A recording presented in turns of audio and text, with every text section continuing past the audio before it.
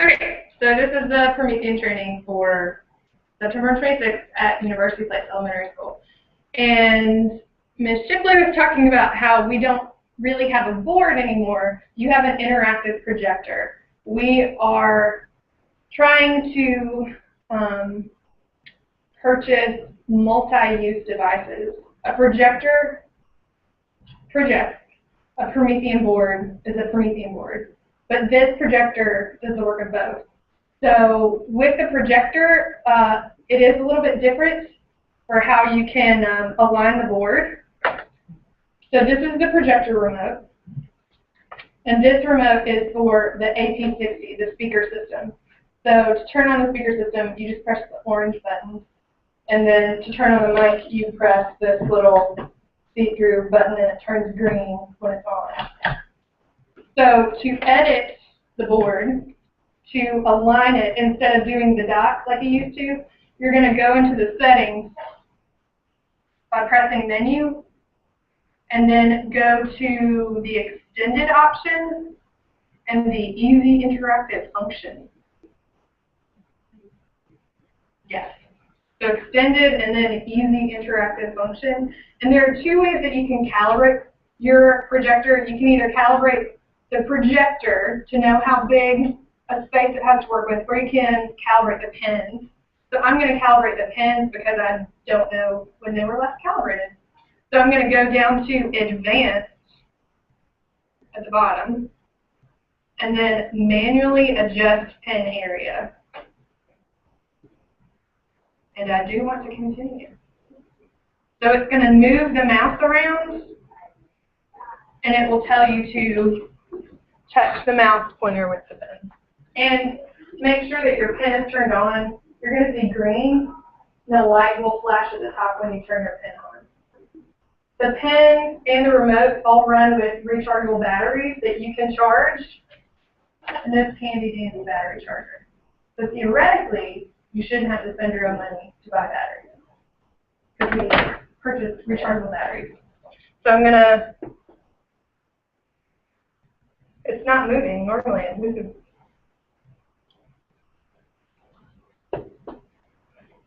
It failed. Okay, so I am going to switch to screen share. Let's see if that helps. I'm going to go ahead and pull up the flip chart that I made. So I'm going to go back into Menu, Extended, Easy Interactive Function, and then at the bottom is Advanced, Manual Adjustment of Pin Area. Yes, I want to continue.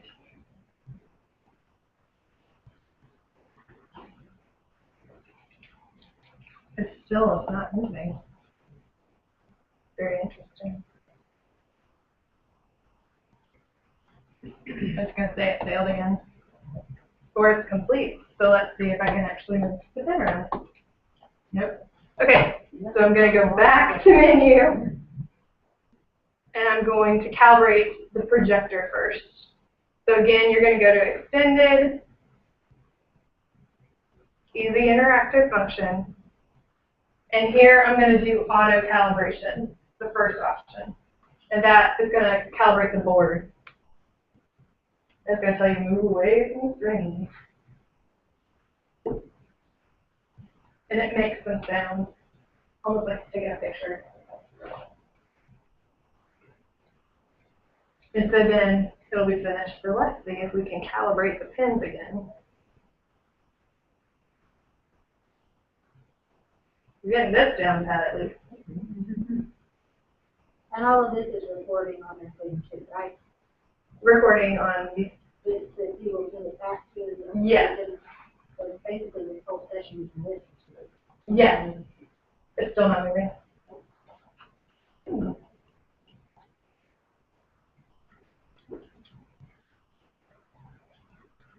Okay. I am going to move it into a different USB port and make sure it's all plugged up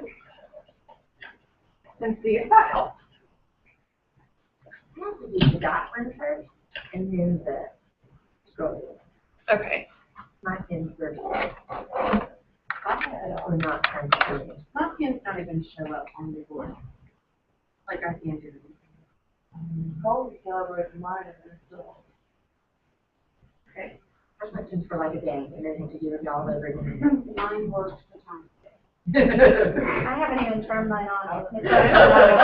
We're scared. I don't have a computer for mine yet. There we go. You win. No computer.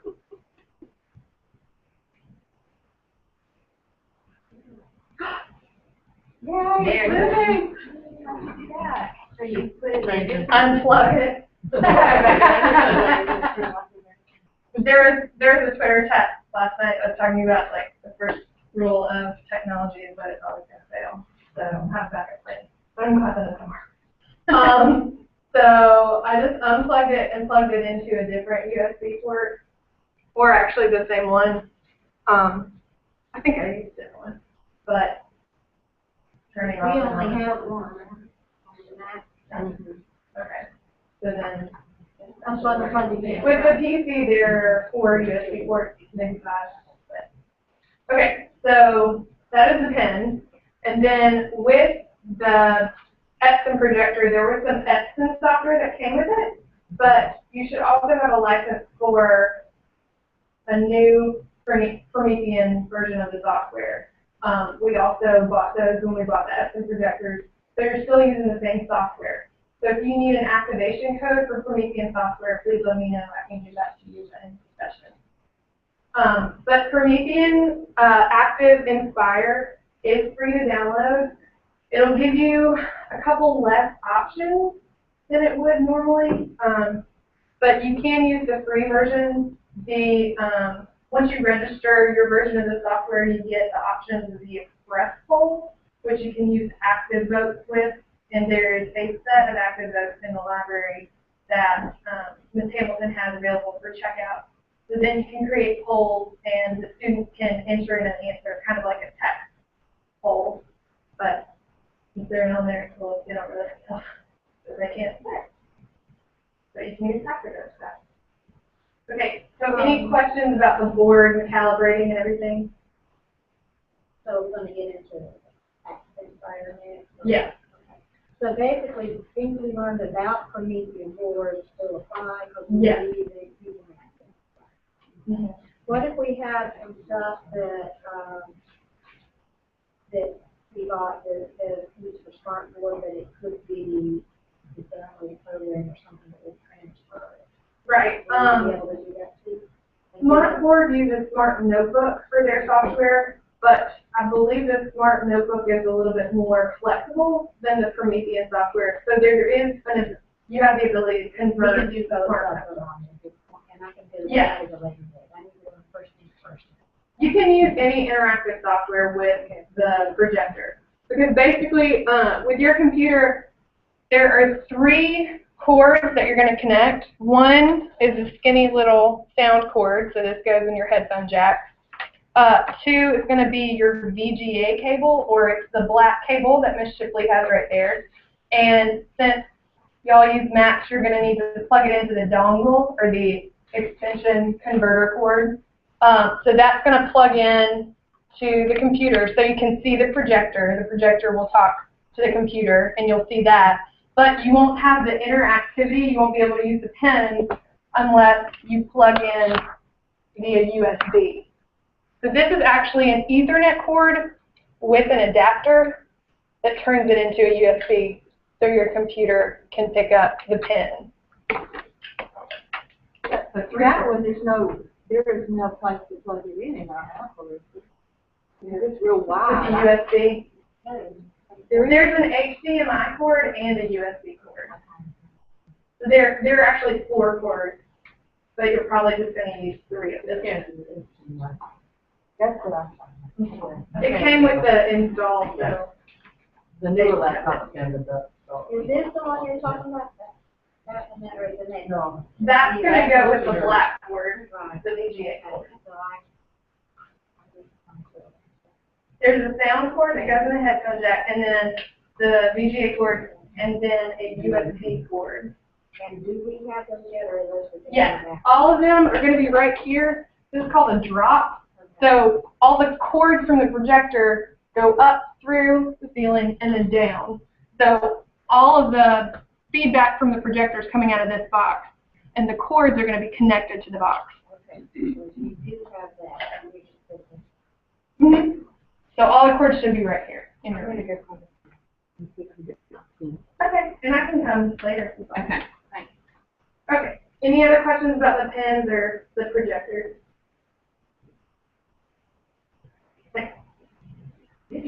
Last time I had some trouble getting the sound to play back because I think the mic was on, so I might try and turn off the mic and see if that helps. But I have 4 slides to talk about some snazziness with the Active Inspire, and I have some resources, including handouts and videos that I put together in something called a live binder. So I'm going to send that out in an email. But we kind of covered the basics in the last Promethean training, which is also available on my YouTube channel. But we are going to look at Active Inspire and how to use some of the tools. So you're going to see when you open Active Inspire, it's going to open to an untitled flip chart. I actually created one already and saved it. But you have 2 browsers that show up. Me?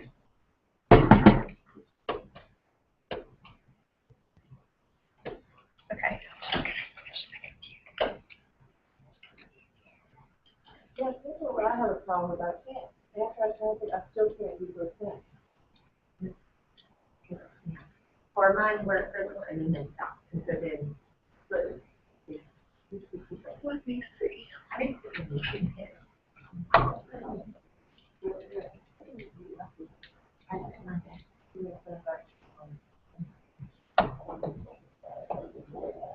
Well, I just turned it off and back on again. Okay. And so maybe if you don't use it, it figures it's not in use and it turns off. Okay. But I just flipped it on and off again and then there it. So let's see if it keeps up. My other issue is when it does say, Mm-hmm. but it's still, and I calibrate off, but it's still like off like this. And Yeah. I've done the dotting, Yeah. and I've done the corner, and all of that, and I'm still like, I'm off. Okay. I don't know what to do. I would say that you have to keep manually calibrating it. Okay. Until it. Because that has been an issue with the interactive projectors. It's the video. Yeah. I was reading the menu, is that what that's called on the far right? This? The toolbox. How do you make the toolbox show up on the left side? Like I have mine going vertical, but I don't have the top. This is a separate toolbox. Okay. This isn't this. These are 2 different boxes. Okay. This is a browser, and this is your toolbox. You can change the position of the toolbox just by clicking that leftmost icon, and I always keep it on the right, which is the default. So you can change it actually to be floating, and there are unpin buttons where they can disappear out of sight until you need them. And if you hover over them, if you press the rightmost button is the pin button. So if I press that, it's going to go away until I hover on it. Then it'll disappear. And the other side has the same option with the pin button. So you can make it go away until you need it. And it makes your presentation bigger. So I'm going to go ahead and pin those back for today's PD. And it turns yellow when it's pinned.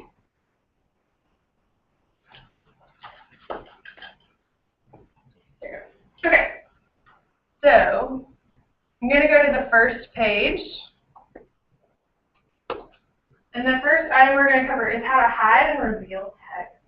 Because Ms. Burroughs attended the training last time, and then she said, well, this is everything that I want to learn. So I kind of built the PD about everything that she wanted to learn.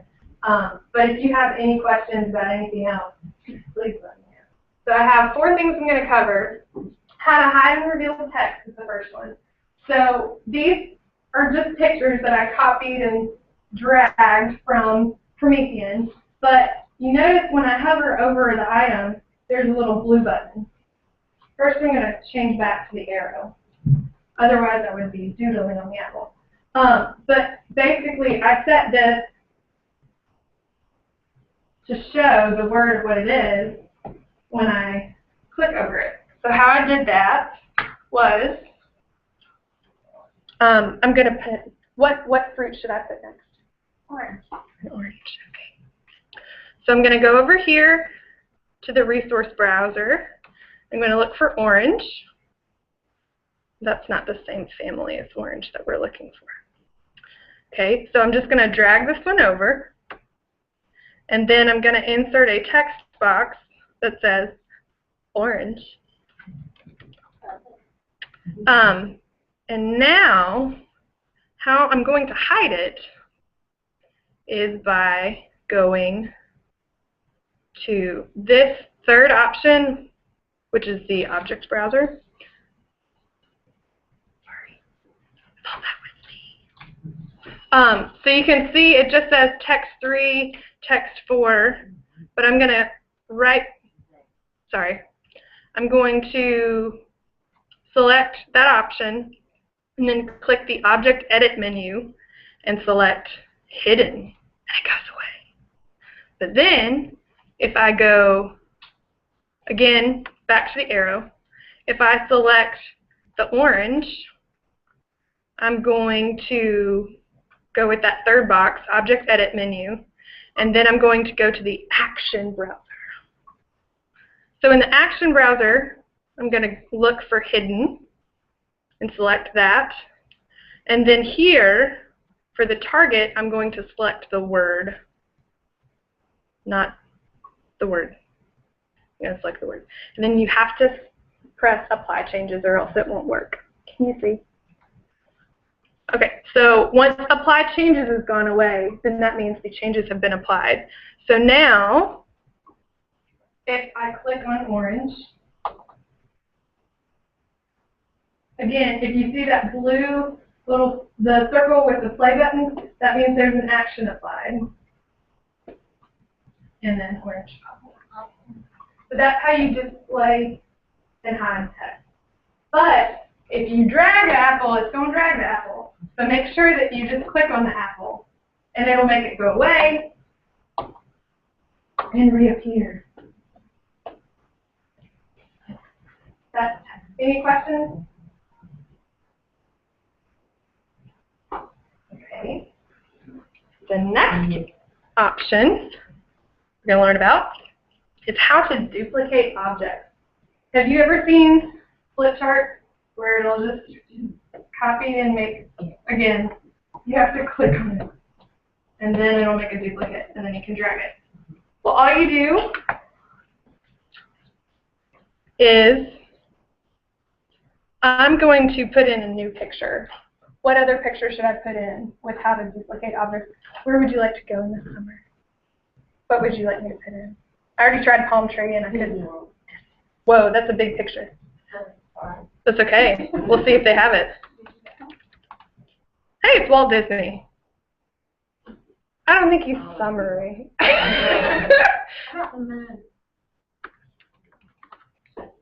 Neil Armstrong. Wisconsin. What about an umbrella? Well, or beach ball, a balloon.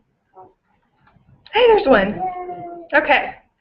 So when you click and drag an object from the resource browser into your flip chart, you have the option of making it bigger or smaller on the last two. So I'm going to make this a little bit smaller because we might have to put a lot of beach balls in one box.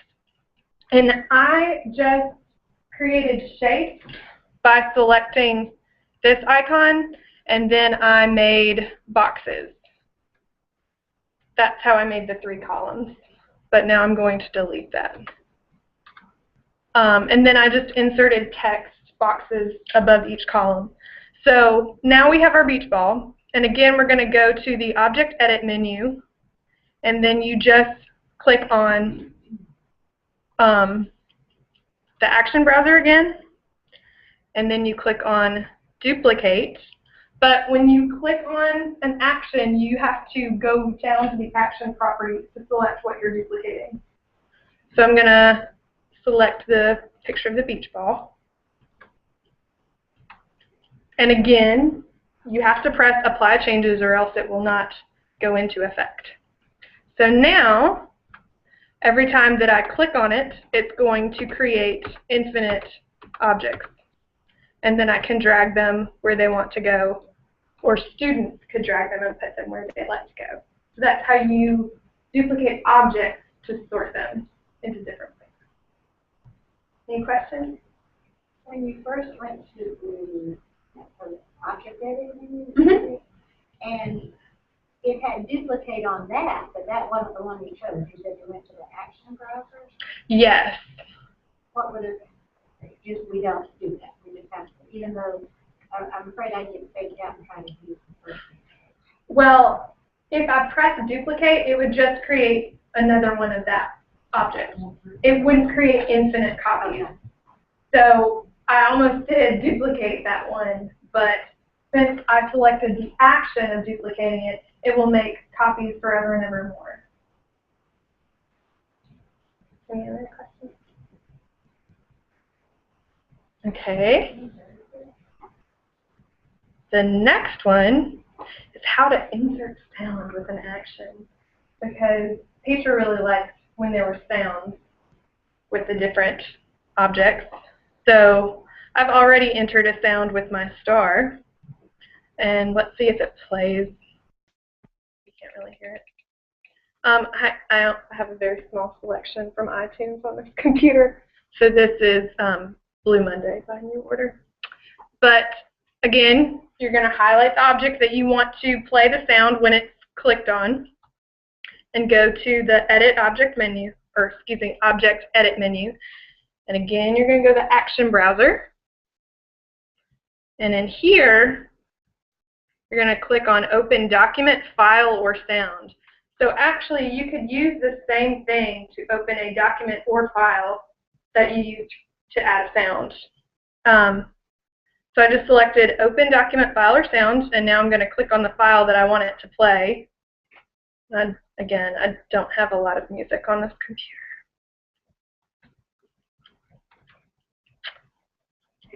AC/DC.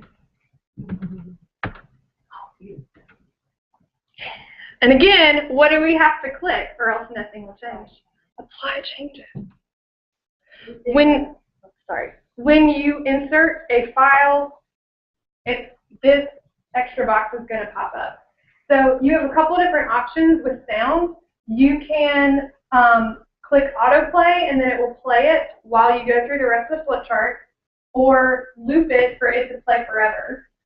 If you click those two options, you can mute the sound when you want it to stop by clicking this speaker with a no on it. But I always click controller. That way, if I click on it, it'll play. If you click on it again, it'll start over again. But that way, it just plays for the current slide that you're on. So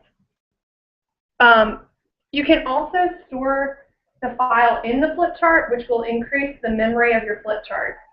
Especially if you're saving this on the school's H drive. It might be a really, really big flip chart, so then it might be difficult to save it on a USB thumb drive. Just think about how much memory you're adding. And you can also display the text if you wanted to display the text of the file. But I'm just going to click on OK. And now, whenever I click on the circle, it will play back in black. But it's hard to hear.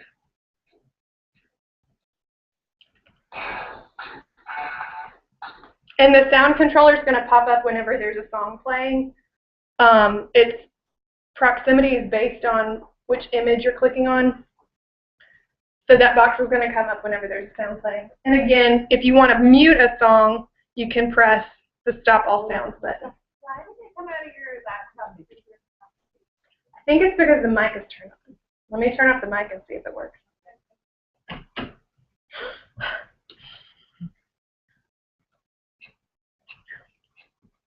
Because I have it plugged in. It's muted on the board, is that fine? What'd you do? I unplugged it and plugged it back in again. I thought you meant I'm good with audio instead. Maybe. But, so there you go. So I think, let me see. Can it do the mic and the sound? It can. Okay. I had it plugged in. Okay. That is a solution. Or a college party. Recorder in because my speakers were working. And unplugged it, plugged in my phone. No, it's not working. It was like, why in the world is it not working? I've done everything with it plugged in. Okay, so that's how to insert sound with an action. Any questions? Yes. Yeah, because you had a question. Okay. 2 questions. First of all, if I wanted to make something where I'm teaching the song and I want not just the music, but I want the lyrics, can I add 2 files? Yes. You can insert any file that you would like. And another thing just goes back to the past, because for instance, in 4th grade studying solar systems, and there's a big long piece of music called planet. Yes. If I wanted to link, you know, like 10 minutes for Mars and 10 minutes for Saturn, I can do that when they click on each planet. You could. I saved it on the H drive or something. Well, what I do with, I'm going to mute all sounds. If I wanted to add a file, I always choose the store externally, store the file externally. That way, it's actually it's playing the file from the path from my computer, not from the flip chart itself. So it doesn't add to the memory of the flip chart. Okay. So if you're playing it if you're doing the flip chart from your computer, that shouldn't be an issue. Okay. If it's something I want to make for the classroom students, then I shouldn't do that. Link it to my computer if I'm looking to use it. Correct. And I send them a flip chart, and they can play it if it's linked with the flip chart. If the file is stored in the flip chart, then they can play it. But if it's stored on your computer, then they won't hear it. Right. And you said, and I'll look at the things so you tell what you do to increase the length of the flip chart. Would you do something? Is there I think it depends on where you're storing the flip chart. Like if you're going to save it on your computer or a thumb drive that only has 2 gigabytes of memory. well, for instance, if I'm doing this for Steam, like Steam stuff takes iDrive. Ooh. Does that have a lot of capability? I know about an H drive, but I haven't heard of an iDrive. Currently, I can't get into that. When in doubt, work orders. And Okay, then, well, then it's I really guess I've good. got a lot to learn before I actually do it. Okay. I mean, it sounds like I'm learning it, and thank goodness you're taking it. Now I'm just kind of trying. You're welcome. So anyway, there were 3 successful tips and tools. The 4th one, I'll have to get back to you on using containers. But if you have any more questions about Promethean or Promethean software. Will you remind me how to, when I'm not doing a flip chart, but I want to use my tools like on just Desktop annotate? Sure. Yes. Or Okay. just when I want to use the pen, like Yeah. I'm on a website, but I want to use the marker to circle, like when I'm doing Pearson 6 Net. Yes. I want to circle the e-text. Yeah, will you remind me? I figured it out the other day and then I forgot it. Okay. One of the ways that you do that, that's a really small map. If you go back into the Active Inspire Studio and select this icon, this is the desktop annotate feature. So the browsers are going to follow you. The toolboxes will be on the right, but again, you can unpin it if you want it to go away. But this way, I'm going to unpin this side. This way, by selecting desktop annotate, you can see it's highlighted behind it, but this should allow you to write on the board. So it's just that option, but you do have to register the software to allow it to annotate on desktop. You can use your desktop. I do all mine through Mac. When But she just means, desktop annotate means Oh, that I'm you sorry. can write on the computer. So, yeah. Okay, I want to make a flip chart. Okay, I've made something in Word that will show kids how to learn a common Spanish. I can put it on and annotate, in Word. Do I have to change that to the Active Inspire to be able to display it and write on it? No, you can import a document. Is it a document or a PowerPoint? It's a document. Right? Okay. But should I put it in PowerPoint if I also want to link the music to it? Or the music's already on my computer, so should I just play it separately? You can open, you can import a document into the flip chart Okay. if you'd like to do that. Or if you're going to open it in another program. I think it just depends on what you'd like to use. If I've already made it in Word, all I have to do is on this computer, just import a document and follow the instructions. How would we do that? Yes. Okay. So I'm going to go to import, and you can import a PowerPoint or a PDF or a Smart Notebook file. So if you have that, it converts it automatically. But here I'm going to import a PDF. I'm going to go to my Dropbox. And I'm looking for a PDF specifically. Here is my teacher certificate. And it always asks you how much of it do you want to import. So I'm going to import it in the original PDF size. And it's going to put it directly on the slide that I'm on. So now you can see it's covering up the whole slide. I can't see the flowers anymore, but there's my document. So if I wanted to use the pen or the highlighter, then I can just mark on the document itself. And now you all know that I'm legit. But you can import. You can convert a Word file to a PDF and then import it in. The PDF just has a little bit more. It has better graphic quality than a regular Word document. Okay. Do you guys all know how to convert from Word to PDF? Because I don't. Okay. Yeah. Okay. And then there is a way though to do the smartboard. I'm not a, it's nice to know I can now do this myself, but if someone has already done it on teacher pay teacher, by golly, I'm going to get it from them. yeah.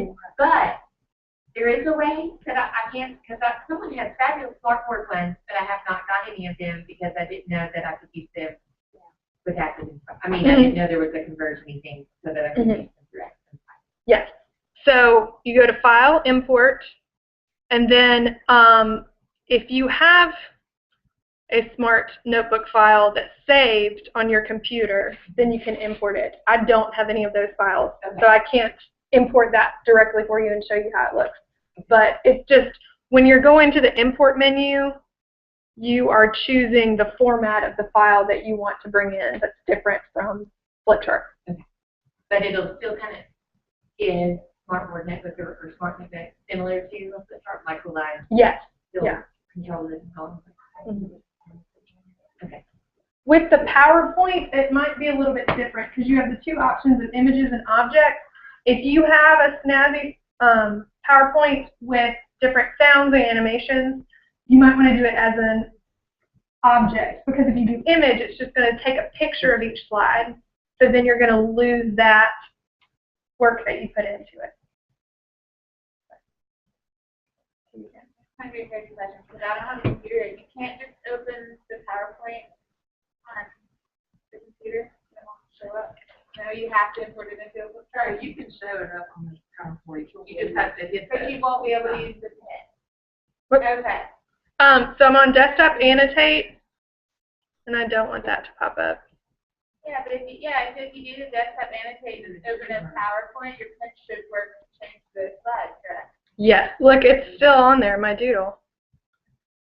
So Erase it? I'm going to keep it there. So, let's see, slideshow from beginning. So I pinned it to the side, but it's still there, so I'm going to switch to the pen. And I'm going to switch the color of the pen and the width of the pen. So now, I can write directly on The PowerPoint. You don't necessarily have to import the PowerPoint into a flipchart. You do. Okay. But if you want to have flipchart, you can. So this means there and some in front. That's what I have. Any other questions?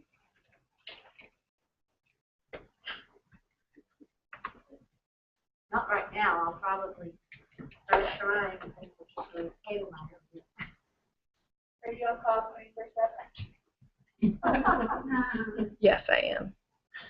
Okay, well, I'm going to go ahead and end the broadcast.